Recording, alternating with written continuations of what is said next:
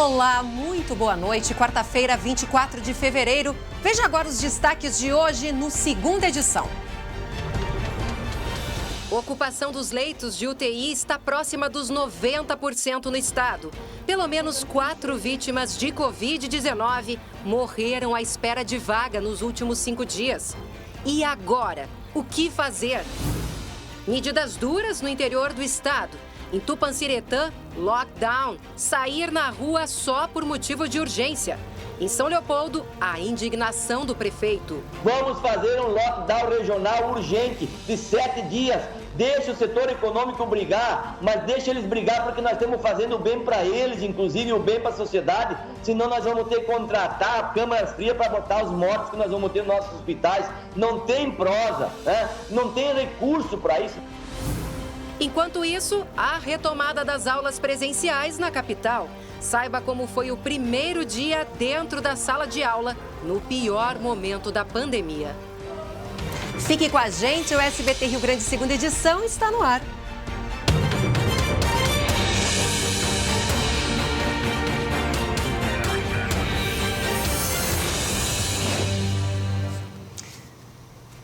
E a gente começa a segunda edição falando sobre a volta às aulas. Pois é, em meio ao pior momento da pandemia no Rio Grande do Sul, hoje teve a retomada do ano letivo. Vou conversar com a Gabriela Lerina. Gabi, conta pra gente como é que foi o primeiro dia, quem é que pôde retornar à sala de aula. Boa noite pra você. Oi, Lu, boa noite para você e a todos que estão nos acompanhando. Lembrando que o governo do estado liberou a retomada das aulas presenciais naquelas regiões que estão com altíssimo risco para a transmissão do coronavírus, ou seja, aquelas regiões que estão com a bandeira preta e podem, então, retornar de forma presencial o ensino infantil e também os alunos do primeiro e do segundo ano do ensino fundamental. Bom, a nossa equipe de reportagem foi às ruas hoje de manhã aqui em Porto Alegre para conferir como foi esse primeiro dia de retomada. Nós visitamos 2 escolas particulares aqui da capital, o Colégio Farroupilha e também o Colégio Dom Bosco. E claro que a gente se deparou primeiramente com aquela gurizada fazendo toda aquela questão sanitária, colocando álcool gel nas mãos, as crianças todas utilizando máscara de proteção, os monitores cuidando para que não tivesse nenhum tipo de aglomeração na parte externa das escolas aqui de Porto Alegre. De acordo com o sindicato da rede privada do Rio Grande do Sul, das 170 escolas que estão localizadas nas regiões de bandeira preta, 44 sinalizaram que ou já retomaram hoje o ensino ou então que pretendem fazer isso até o final desta semana. A gente sabe, né, Lu, obviamente é o pior momento que a gente vive aqui no Rio Grande do Sul quando se fala na questão da pandemia do coronavírus, mas foi um dia de alívio para pais e também alunos. Veja só. Assim, super ansioso pelo retorno, né? Nós estamos também muito felizes em poder, né, proporcionar aula presencial para ele e também muito tranquilos com relação às medidas que a escola está adotando, né? Hoje elas acordaram de manhã, deram um salto na cama, a primeira coisa que elas falaram, hoje tem aula. Então é muito bom ver elas aqui de volta. Uma pena que a gente vive esse momento tão triste da pandemia aqui no Rio Grande do Sul. Já quanto à rede municipal, a prefeitura recomenda que o retorno seja de forma escalonada e também naquele sistema de rodízio, ou seja, um dia com aula e outro dia sem aula. Agora há pouco, a Secretaria Municipal de Educação divulgou, então, um panorama de como foi a retomada hoje e afirma que 90% das escolas abriram nesta quarta-feira. Outros dados, um total de 244 das 251 escolas retornaram às aulas no ensino infantil. Na rede própria, de acordo com a Prefeitura, 38 das 42 escolas funcionaram. As aulas para o primeiro ano voltam amanhã e as aulas para o segundo ano do ensino fundamental voltam na sexta-feira. Mas olha só, a nossa equipe também foi até uma escola da rede municipal e viu outra realidade hoje. Nós acabamos encontrando lá a escola sem nenhum aluno. Encontramos grama bastante alta lá neste estabelecimento, nesta instituição, e também os funcionários dizendo que não receberam material de limpeza e de que a merenda era insuficiente para receber os estudantes. A prefeitura diz que a falta ao serviço hoje dos trabalhadores terceirizados é um problema. Olha só o que diz a secretária municipal de Educação. Nós estamos dando todos os insumos para que a escola abra, né? Nós encaminhamos os terceirizados já estão chegando nas escolas. Aí tem uma questão da diretora fazer essa comunicação com a secretaria para que esses problemas sejam relatados. Os servidores da educação aqui do município disseram que vão entrar em greve em 1º de março. Volto contigo. Tá certo, obrigada pelas informações, Gabi. E agora tem alerta. Roda a vinheta.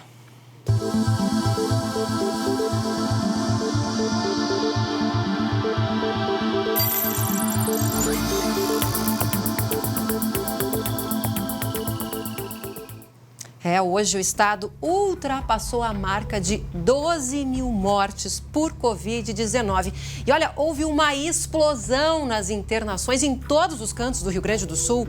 Abrem novos leitos, mas a taxa de ocupação das UTIs não para de subir. Vamos dar uma olhada aqui no mapa do governo do estado. Olha só. Aqui a gente está um pouquinho cortado, mas é 89,2% a taxa de ocupação nesse momento aqui no estado, ou seja, quase 90% das UTIs estão lotadas. 2.406 pessoas internadas nesse momento. Ontem, essa mesma taxa de ocupação estava em 87%. No total, então, como a gente viu ali, mais de 2.400 pacientes. Mais da metade por Covid-19.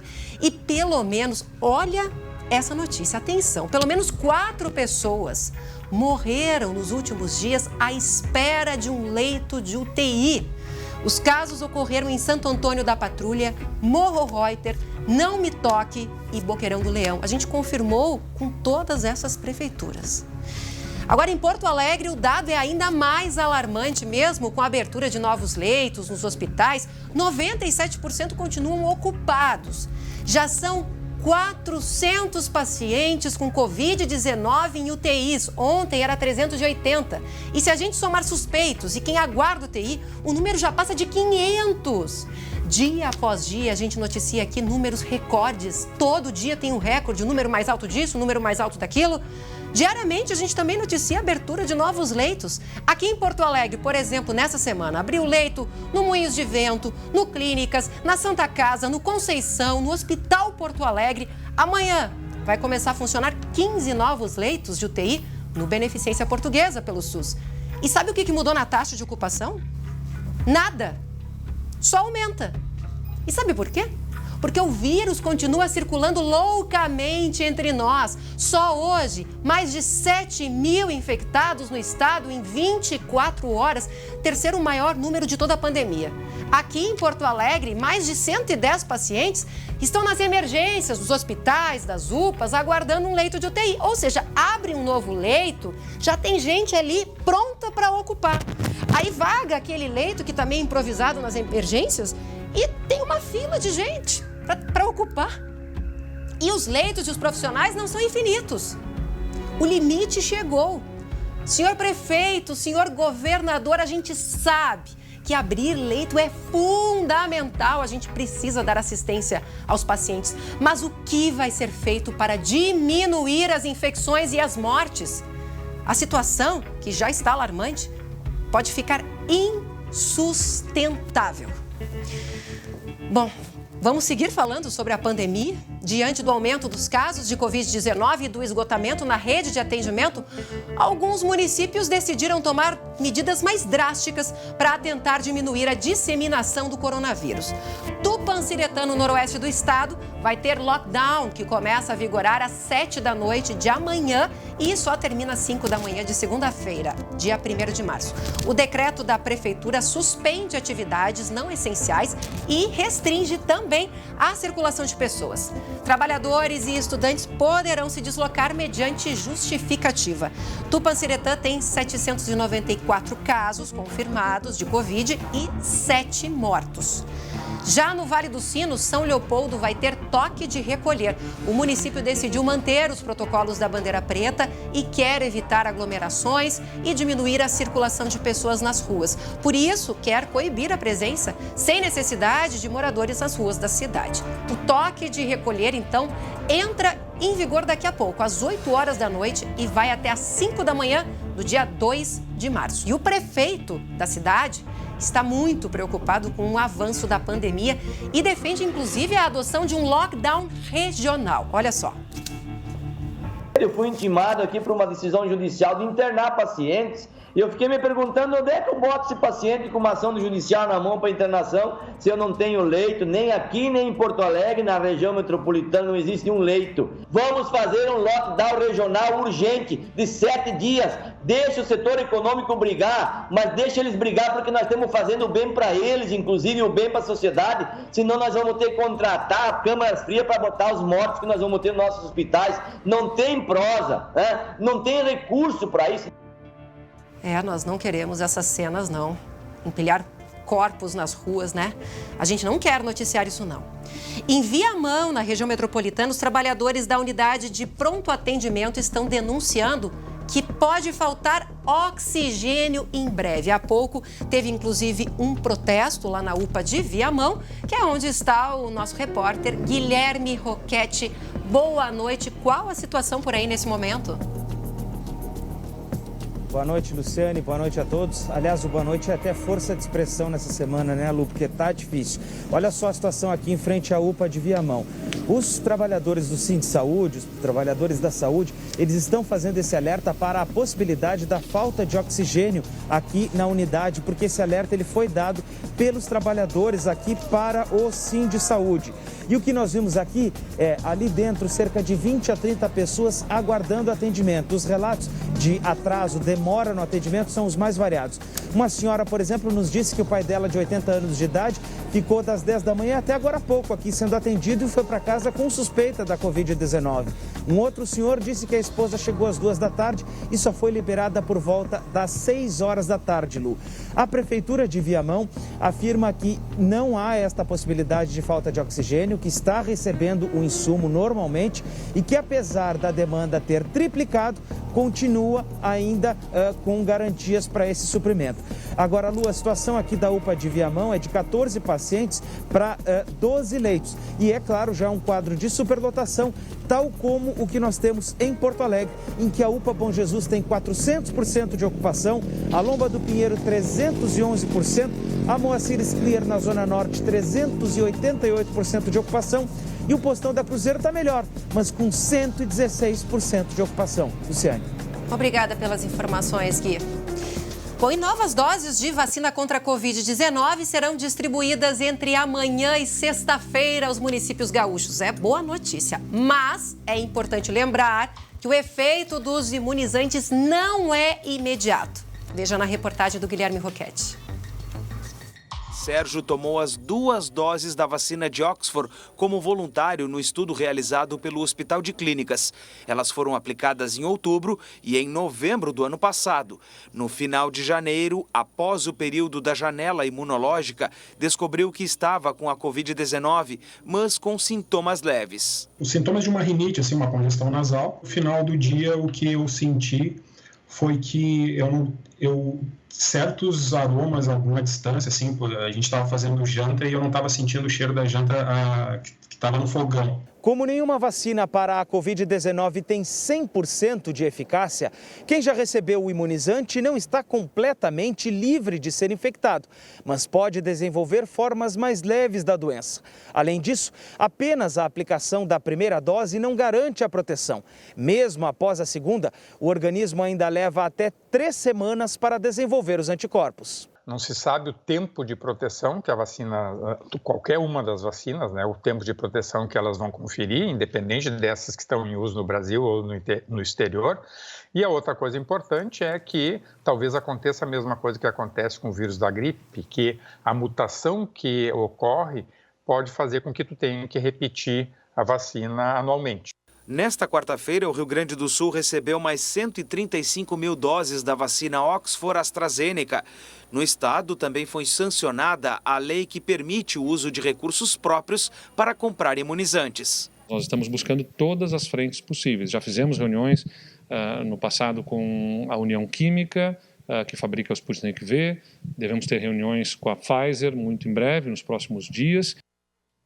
E daqui a pouco, 7h45 da noite, chega também uma remessa da Coronavac a Porto Alegre. Serão 84.200 doses. Fique agora com o recado do meu colega, o Marcelo Chemali. Vamos falar agora de pele hidratada. No calor é difícil manter a pele fresquinha e macia o tempo todo, não é mesmo? Mas eu tenho uma dica que vai ajudar você com isso. O hidratante facial Pele Normal a Seca Revitarte Faces, da Farmácias Associadas. Ele tem fator de proteção solar 15, que protege você dos efeitos nocivos do sol o ano inteiro. E ainda previne contra o envelhecimento precoce.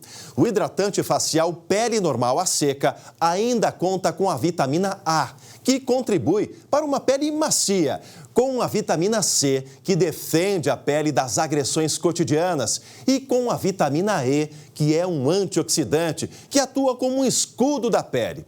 Você encontra o hidratante em toda a rede Farmácias Associadas. Aproveite e adquira o seu por apenas R$ 32,90, sempre no cartão de vantagens. E ainda hoje, como ficam as partidas de Grêmio e Inter em meio ao pior momento da pandemia até agora? A preocupação é com o entorno dos estádios e também locais de celebração. Jeremias Werneck. Vai ser um esforço conjunto, viu, Lu? Entre estado, município e clubes. Tudo para evitar as aglomerações. Eu explico como tudo isso vai acontecer depois do intervalo.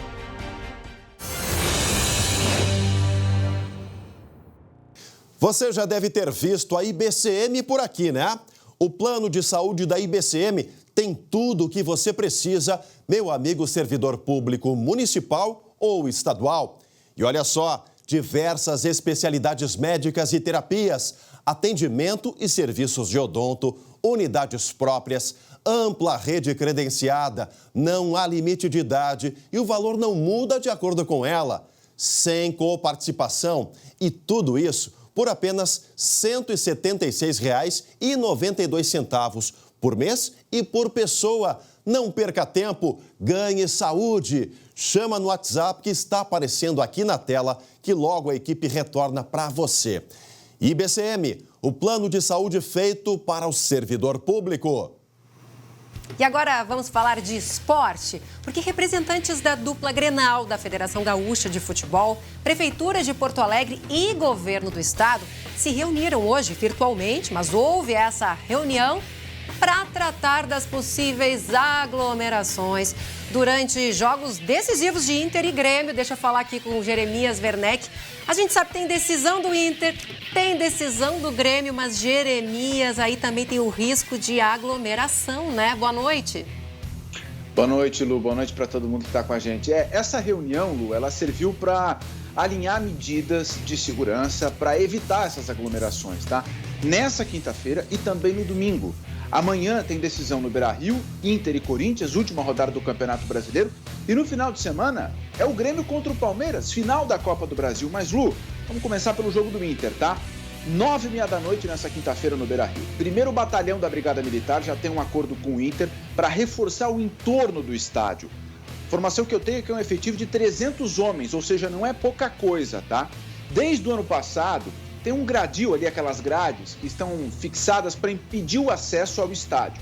Esses brigadianos vão permanecer ali durante o jogo para evitar a concentração de torcedores.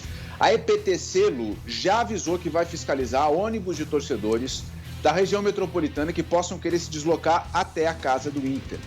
O Inter, o clube, se comprometeu em falar com as torcidas organizadas, porque elas mobilizam muita gente, né? E divulgar mensagens contra as aglomerações nas redes sociais. O grande problema aqui, Lu, é que o Inter pode ser campeão amanhã. E o Inter não ganha o Campeonato Brasileiro há mais de 40 anos. Então o torcedor está muito ansioso, está querendo muito comemorar. A Guarda Municipal e a EPTC já também divulgaram que vão fazer uma ronda, vão circular também por pontos tradicionais de Porto Alegre, pontos de celebração, de comemoração. A Avenida Goethe, por exemplo, né, Lu? Então, não pense que depois do jogo vai estar liberado e tal, só na hora do jogo tem que ficar em casa. Não. Mas tem o Grêmio também, né, Jeremias? Domingo. Sim, decisão. Primeiro jogo da decisão. Exato. Né? A grande é em São Paulo, mas domingo tem o jogo da decisão. E para o Grêmio também, uma ansiedade muito grande. Aliás, hoje, ao longo do dia, Lu, as autoridades do estado e do município, tentaram mudar o horário desse jogo, tá? Ele começa às 4 da tarde, mas a proposta aqui das autoridades é que o jogo fosse 8h30 da noite para bater com o toque de recolher. Não deu, tá? E o que vão fazer as autoridades? Brigada Militar e EPTC vão fazer ronda no entorno da arena por causa daqueles barzinhos ali para evitar aglomeração e vai valer a mesma coisa também para outros pontos da cidade, Cidade Baixa, alguma outra região, rua com vários bares um atrás do outro, um do ladinho do outro, para cuidar da aglomeração. O que a gente sabe é que vai ter emoção, mas também o pedido aqui para gremistas e colorados. Não aglomerem, assistam de casa, torçam de casa. Vibram de casa, né? A gente tem que vibrar de casa. Obrigada, Jeremias Werneck, pelas informações. A gente segue acompanhando. Então, fica o recado, hein? Torcer e vibrar dentro de casa. Tenham todos uma ótima noite. Fiquem agora com SBT Brasil e até amanhã.